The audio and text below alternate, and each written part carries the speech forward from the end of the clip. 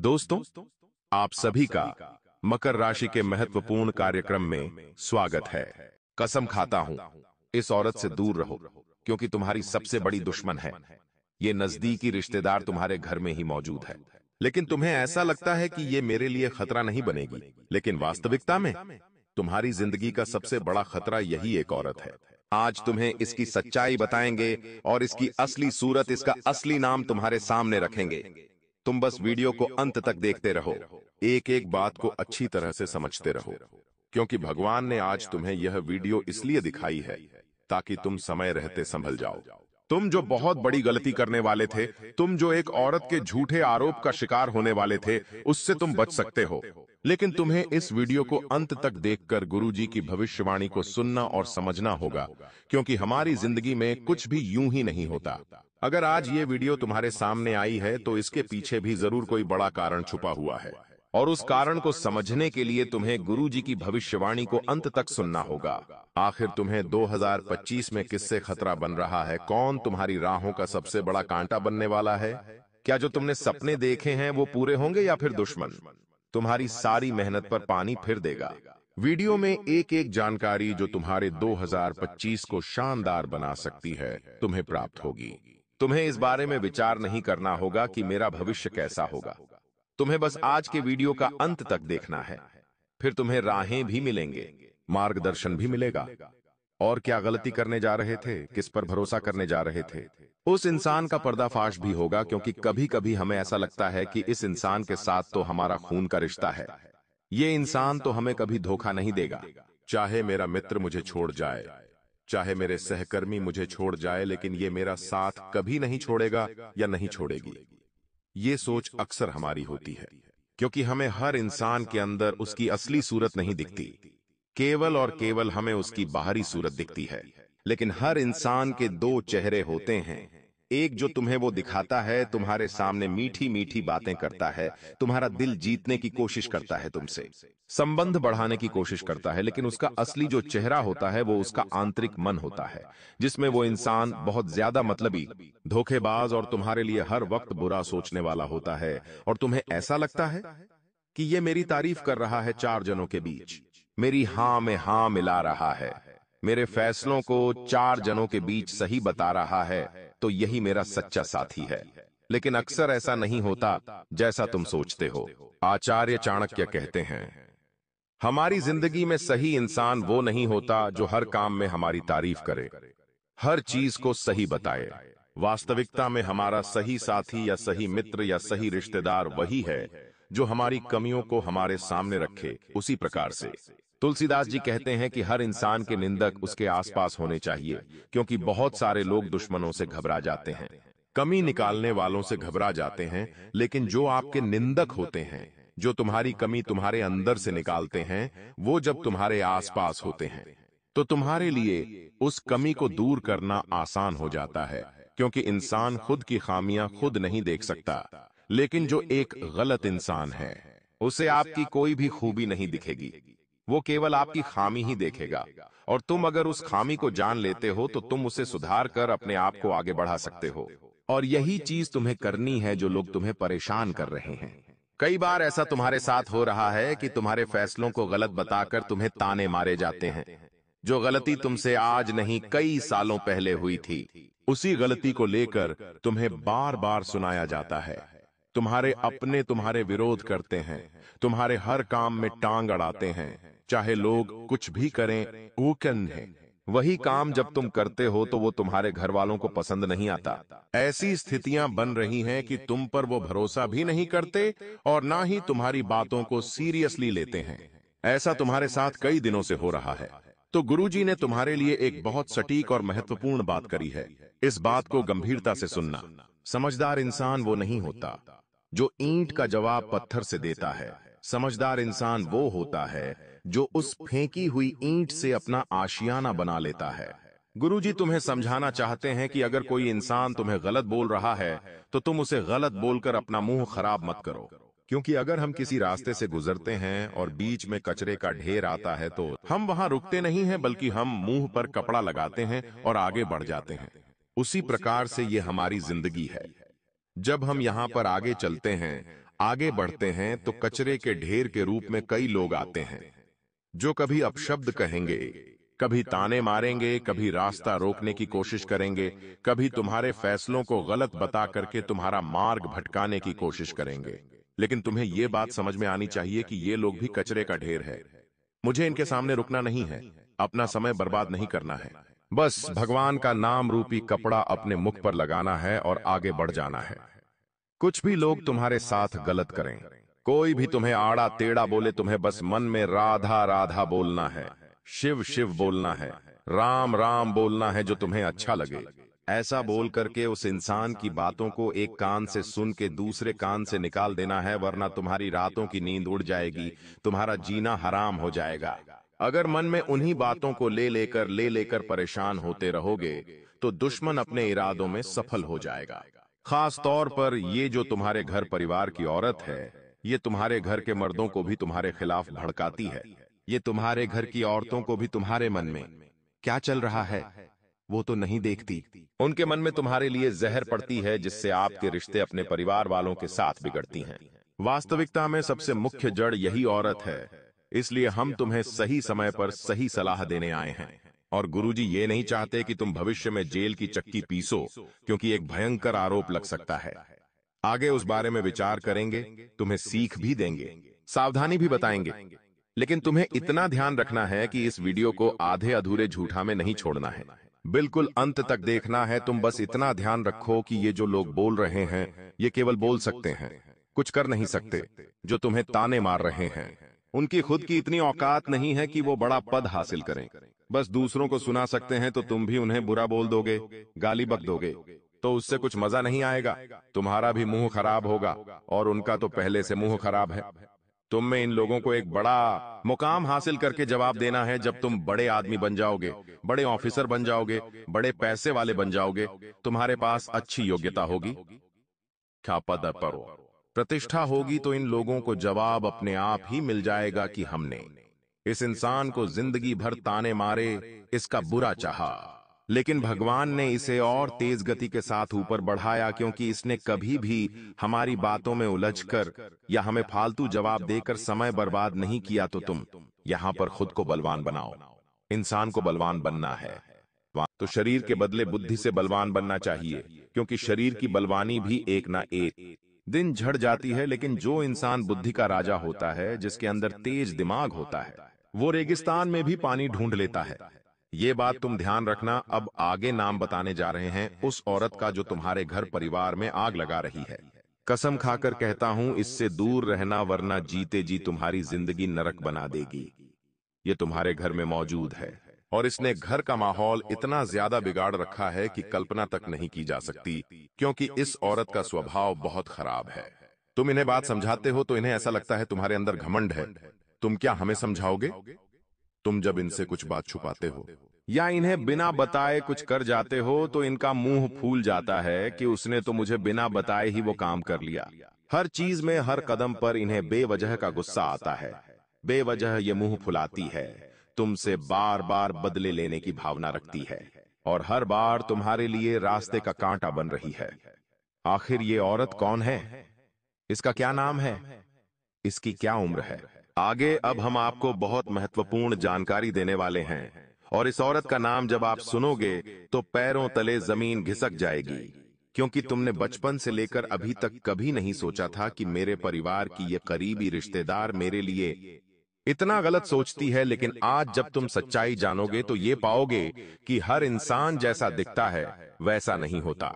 अगर कोई बहुत ज्यादा सुंदर है तो इसका मतलब ये नहीं है कि उसकी सीरत भी अच्छी है। वो केवल बाहरी आवरण से सुंदर है, अंदर से उसकी प्रवृत्ति शैतानों वाली है, कलयुगी प्रवृत्ति है, इसलिए उससे बचना बहुत जरूरी है। आज के दौर का मानव अक्सर चेहरों के माया जाल में उलझ जाता है और बाद में जब अंदर की असलियत सामने आती है तो उसका इंसानियत पर से भी भरोसा उठ जाता है। हम जिस औरत का नाम तुम्हें बताने जा रहे हैं दोस्तों, उस औरत का नाम गडी आतानेनी की अमग्य अक्षर से शुरू होता है। जी हां, चाहे तो हम तुम्हें उसका पूरा नाम बता सकते हैं, लेकिन ये हमारे अधिकारों के अधीन नहीं है, क्योंकि हम किसी की भी गुप्त जानकारी ऐसे सार्वजनिक नहीं कर सकते। लेकिन समझदार को इशारा काफी होता है और आप बुद्धि के प्रखर है। हमने तुम्हें नाम के पहले अक्षर का वर्णन बता दिया है कि अंग्रेजी के एम अक्षर से इस औरत का नाम शुरू होता है, लेकिन कुछ और ऐसी बातें बता रहे हैं जिसे इसे पहचानना बड़ा तुम्हारे लिए आसान हो जाएगा। इसकी सबसे पहली बुरी आदत यह है कि ये औरत बहुत ज्यादा खर्चीला है। ये बहुत ज्यादा दिखावा करने के लिए अपने पति का खूब पैसा उड़ाती है। चाहे इनके पति की वेतन कम हो, लेकिन इन्हें फर्क नहीं पड़ता, क्योंकि ये एक बर्बादी औरत है। ये बहुत ज्यादा दिखावटीपना तुम्हारे आसपास महसूस करवाएगी, तुम्हारे घर की औरतों को जलाएगी और तुम्हारी जिंदगी को भी अस्त व्यस्त कर जाएगी। सबसे पहली बुरी आदत है दिखावटीपन, और दूसरी सबसे बुरी आदत है जब भी कहीं पर मौजूद हो किसी ना किसी की बुराई करना। हमारे घर परिवार में एक औरत ऐसी जरूर होती है जिसको किसी की सफलता बर्दाश्त नहीं होती। जब भी महफिल सस्ती है तो ये दूसरों की बुराई करने लग जाती है। लेकिन भगवान कहते हैं, अगर हम दूसरों के लिए गड्ढा खोदेंगे तो हम खुद उस गड्ढे में गिर जाएंगे। इसलिए आपको किसी की बुराई नहीं करनी है। हम बस मां नाम वाली उस औरत की पहचान तुम्हें करा रहे हैं। तीसरे नंबर की जो सबसे बुरी आदत है वो है हर गलत काम में तुम्हें साथ देना, और जब तुम कुछ अच्छा और नया काम कर रहे हो तो तुम्हें टोक देना। हमारे साथ जो हमारे दुश्मन होते हैं, जो चाहते हैं कि हमारा गलत हो जाए, हमारा बुरा हो जाए, वे हमेशा हमारे सही निर्णय को गलत बताएंगे और हमारी गलत चाल को सही बताएंगे। अब तुम्हें इस बात का खुद से अंदाजा लगाना चाहिए कि मैं सही कर रहा हूं या गलत कर रहा हूं, क्योंकि लोगों के भरोसे रहोगे तो तुम जिंदगी में कभी आगे नहीं बढ़ पाओगे। एक मंदिर के अंदर भगवान की मूर्ति है और वहां पर बहुत सारे लोग दर्शन करने आ रहे हैं।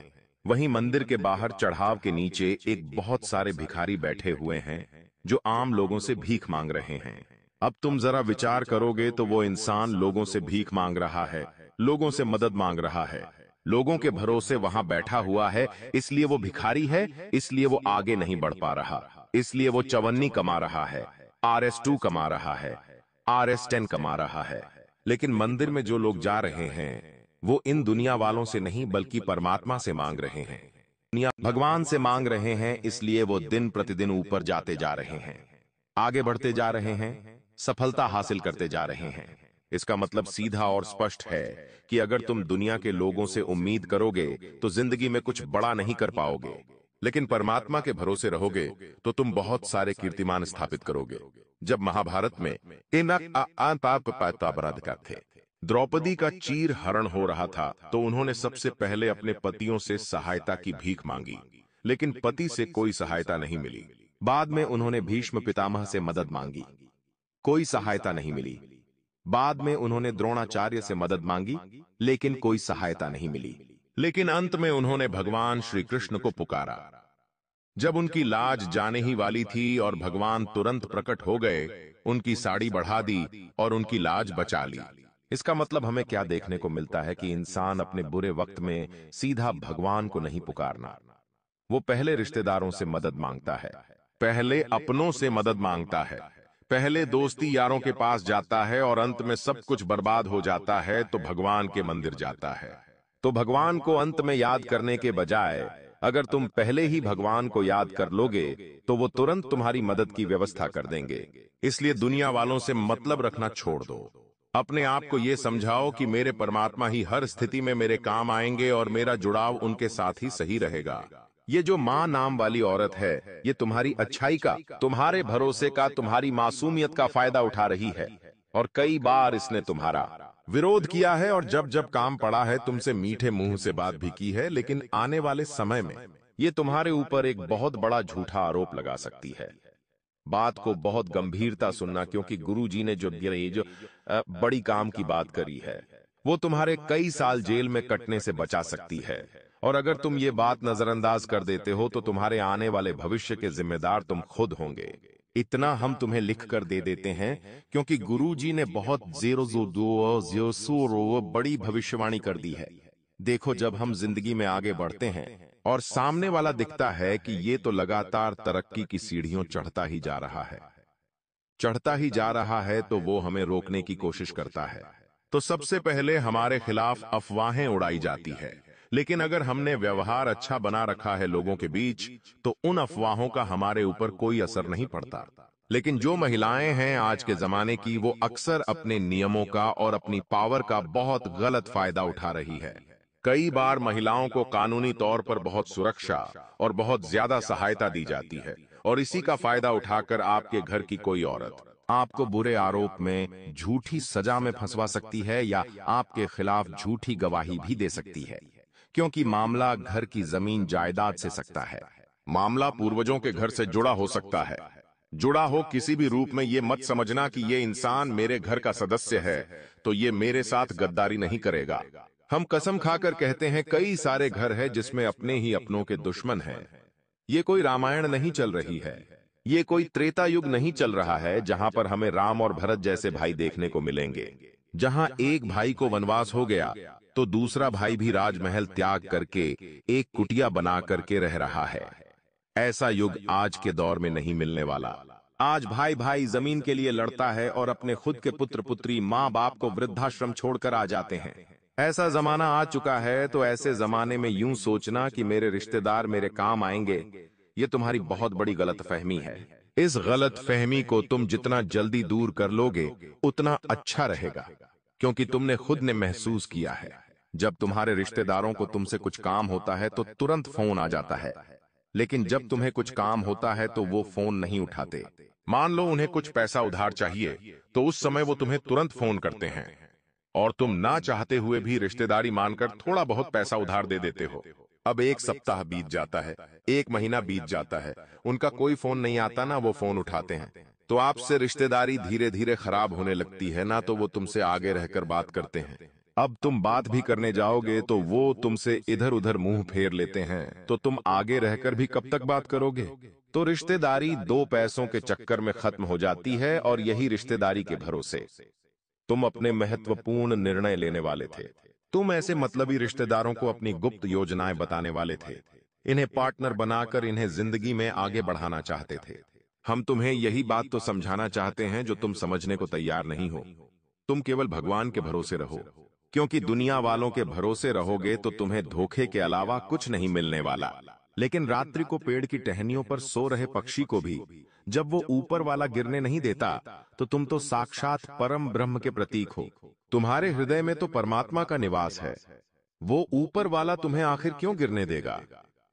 2025 उम्मीदों का साल है, कुछ बड़ा कर दिखाने का साल है।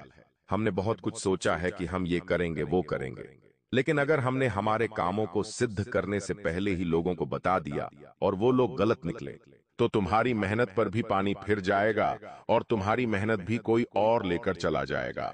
इसलिए अपने आप को थोड़ा सा चालाक बनाओ, क्योंकि ये कलयुग है। इस कलयुग के लोग मतलबी हैं, तुम्हें मतलबी नहीं बनना है। लेकिन कलयुग के इस दौर में जो इंसान चालाक नहीं है, बुद्धि का प्रखर नहीं है, वो इंसान हर बार दूसरों से मात खाता है और दूसरे उसका इस्तेमाल करके उसके बीच भंवर में उसे छोड़कर चले जाते हैं।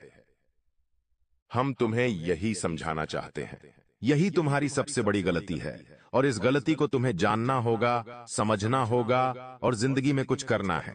तो अपने आप को हर संभव स्थिति में लोगों के आगे लाने के लिए चालाक बनना होगा और हर क्षेत्र में पुरुष और स्त्री को समान समझो।